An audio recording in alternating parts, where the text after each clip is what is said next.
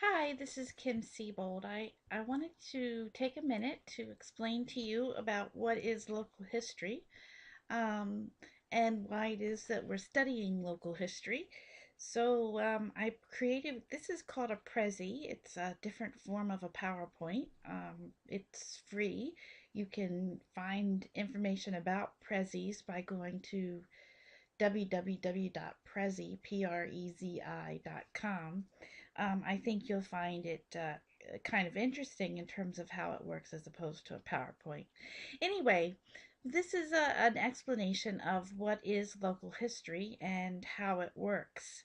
Um, as you noted, I've noted here, I've got this circle. History is kind of um, you have to think about history as being um, layers like an onion.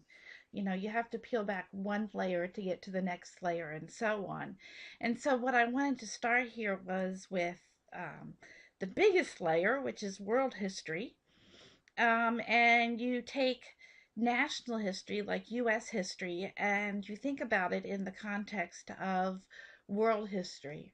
Um, yes, you can study the American Revolution, but what is the American Revolution if you don't understand what's happening with the British? For example, if you didn't realize that the British had been basically ignoring the U.S. colonies for years because they had been fighting the French.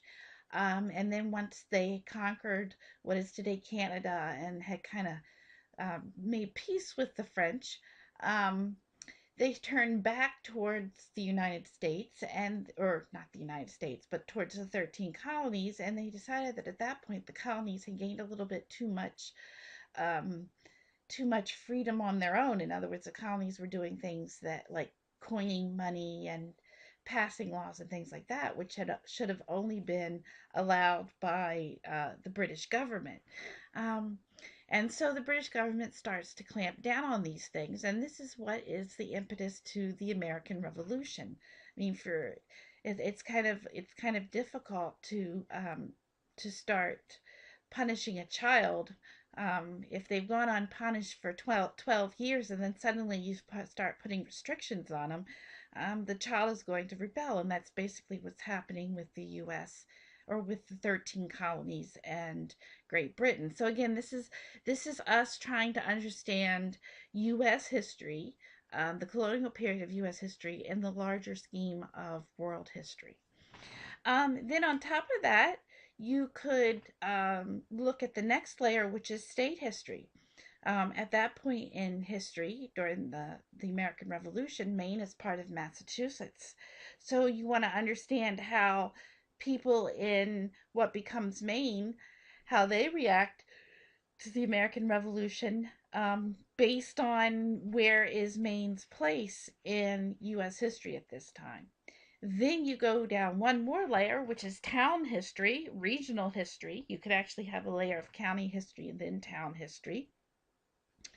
And if you were going to look at anything in Aroostook County, what you would find is that there's very little going up here during the American Revolution. I mean, there are some settlers and things of that sort, but it's limited because the push for settlement into this area doesn't come until um, the 1830s. Then finally, the next layer is family and individual history. So, where does your family fit into all of this, right? Where does your family fit into the town history? Where does that fit into the state history?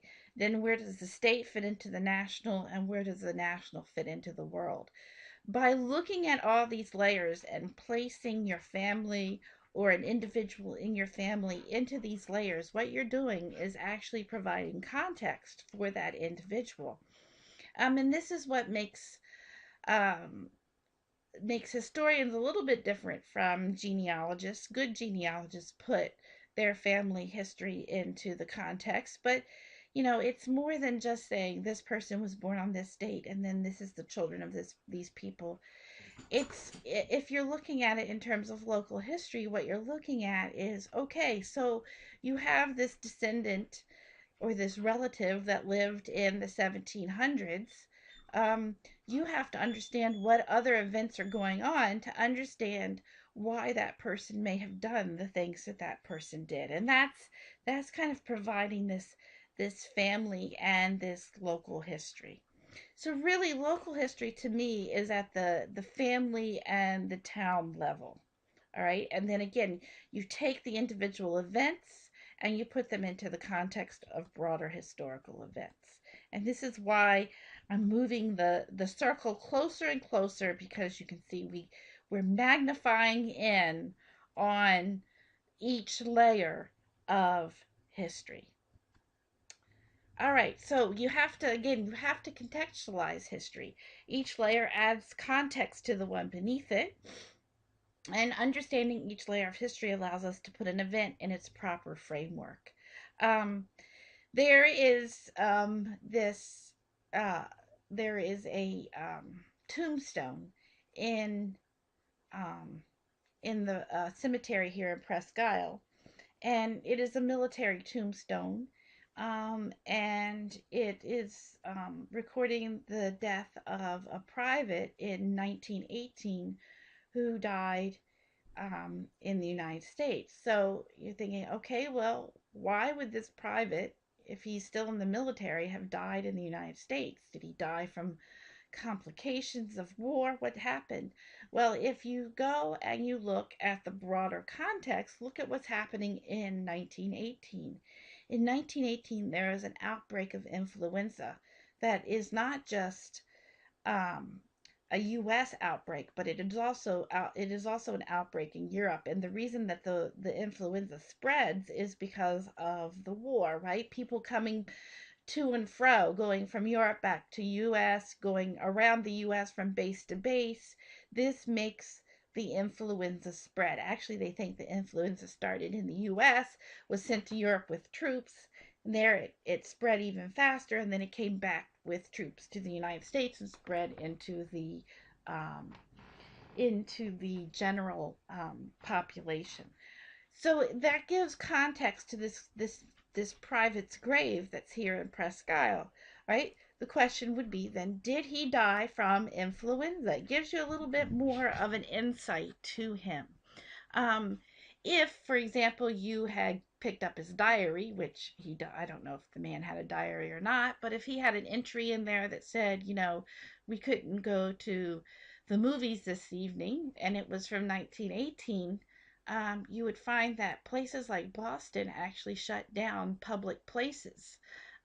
Many cities shut down public places because of the fear of this spread of influenza. So, again, you have to understand this proper context.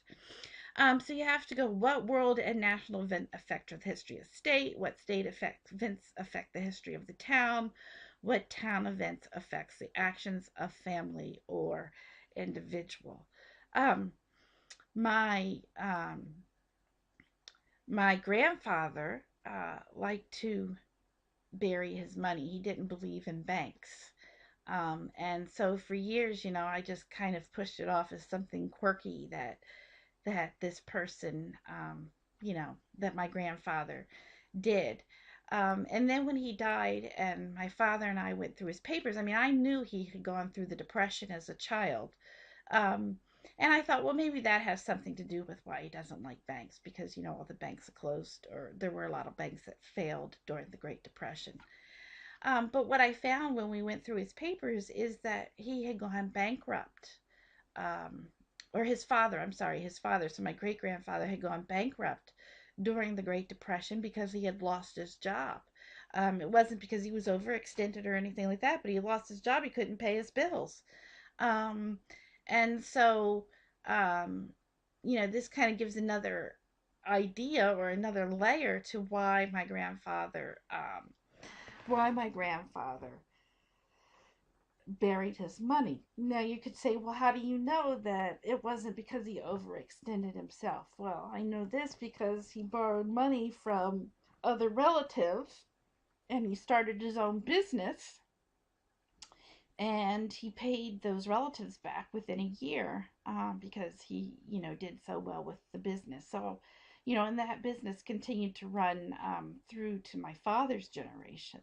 So, here, if you put these different, it's not, he wasn't just a quirky guy who buried his money. There were reasons why um, he buried his money, and it goes back to understanding the impact of the Great Depression.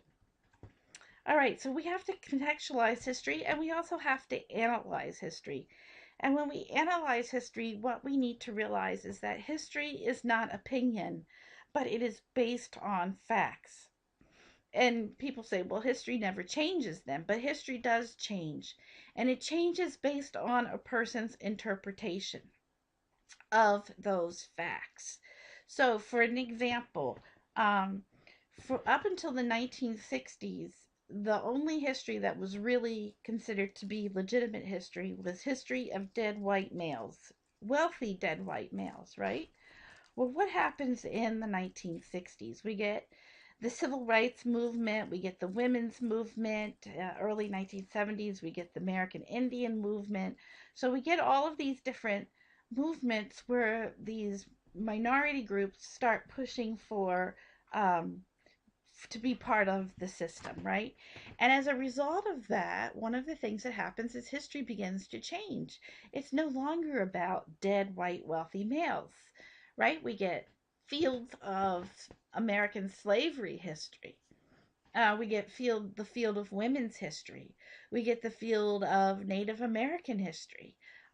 We get the field of U.S. environmental history, and we also get the field of or the creation of what's called as American state and local history. So we start looking at the different layers of history, and we start interpreting these facts differently, right? Slavery is interpreted differently in the 60s and the 70s than it was before that. Before that, it was all looked at from the viewpoint of white wealthy males, right? After that, it's looked at the viewpoint from slaves. So we start to give voice to these different groups. And that's why we're saying that history changes, because facts can be interpreted in different ways. And people, historians, while they try not to be biased, they bring with them their different um, theories, their different backgrounds, and they apply that to history, and that creates different interpretations. So you need to understand that history is interpretation of facts. It is not opinion. I can't just go out there and say, um, slavery was wonderful because I say so. I would have to prove that using facts, using sources. All right. And not that I think that, but I'm just giving you an example here. You have to go out and prove what you're doing. And the people who studied American slavery history prior to the 1960s did think it was a good thing, but that's because they were using the sources of dead white wealthy slave owners to back up their ideas. That's where they're using those facts. They're not looking at the whole picture. All right, the other thing with history when you're analyzing it is you have to understand the difference between fact and the perception of fact. All right, again, we go back to this slavery example. Prior to 1960, the way that the fact of slavery was interpreted was through the eyes of the slave owners. So, it's they're not going to look at it as something negative. So that's a perception of how people viewed it. Um, and when you look at all the different when you look at it from all the different viewpoints, you see something very, very different. So you need to look at the event through the eyes of all involved. And you need to think about the context of event. For example, how could whites at that point in time enslave another group of people? Well, you have to go back and look at how they perceive things at that point in time to gain an understanding of why they thought that this was okay. Um, it's not saying that it is okay, but you're trying to understand why these people did the things they did. So you have to look at what's going on that would have influenced the way these people thought. And again, if you go back to my grandfather burying his money, you have to go and think about, okay, what did he live through and what did he experience that shaped the way he thought, right? And always when you're analyzing history, you need to remember to ask who, what, where, when, why, and how. Those are the five, one, two, three, four, five, six important questions that all historians ask. Um, so as we're doing this local history, these are some of the things that I want you um, to think about. Now, the other thing I want you to think about, and there is a reading in the folder that I've given you for this unit, is the difference between primary and secondary sources. Primary sources are sources that happened at the time, or sources that come from the time of an event. So, for example, a diary, um, a someone's opinion, an op-ed piece would be a primary source, right? Um, Somebody's letter would be a primary source about an event. A receipt might be a primary source. We're going to be looking at many different types of primary sources. Photographs could be primary sources. What is the difference between a primary and a secondary source is that with a secondary source, the primary source has been interpreted. So it's not just here is the raw material, but here is the raw material that has been processed by interpretation. So let's say you looked at a photograph. Um, an untouched photograph, is definitely a primary source. So back in the 1930s during the Depression, I'm sure many of you have seen these Works Progress Administration photographs that were done by out of work photographers that the government hired. They went out and they took pictures of people who were experiencing the Dust Bowl. And those are considered in their raw form to be primary sources. But what you don't understand is that once they get published into magazines and things of that sort, and they're cropped and different things are being done to them, they're being manipulated, they actually become secondary sources. They're being interpreted by the person who put together the magazine, all right, or the article that they appear in. So this is let's say you had a diary. There's a great diary by a woman named Martha Ballard, who was a midwife who lived in Hollowell, Maine, which is right outside of Augusta. She lived there from the late 1700s to the early 1800s. She was a midwife. She kept a diary, and it was just like one sentence entries.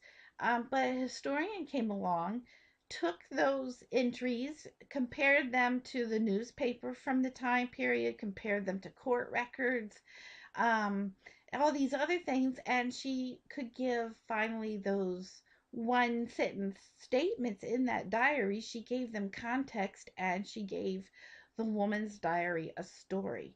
And actually, it's been published. It's called the A Midwife's Tale. It's also had a film created out of it by American Experience called A Midwife's Tale, and you can probably get it off the internet. You can probably get it in your local library. But again, the point here is that she took the diary and she used other sources to create context, and she interpreted those diary entries and wrote a book about life during that time period in Maine. So that's the difference between primary and secondary sources. It can get tricky. For example, if you picked up a history book from the early 1900s, it is a secondary source in that the facts in it have been interpreted. But it's also a primary source because you can look at it and say, okay, what was the perception of history at this point in time? And if you're looking at it from the aspect of perception, then it becomes a primary source. Okay? Now, I know this is a lot to put on you. Kyvig and Marty goes a little bit into all of this. You're going to explore some more of this with the work that I've given you. And if you have any questions as we go along, just let me know. But keep in mind that that what I'm trying to get you to do with this class is to, understand what kind of sources there are out there to do both town and family history or history at the local level. And then you're going to place it in its proper context and analyze it. You're going to basically interpret what's going on. So I hope you enjoy the class. And again, if you have any questions, please let me know. Thanks.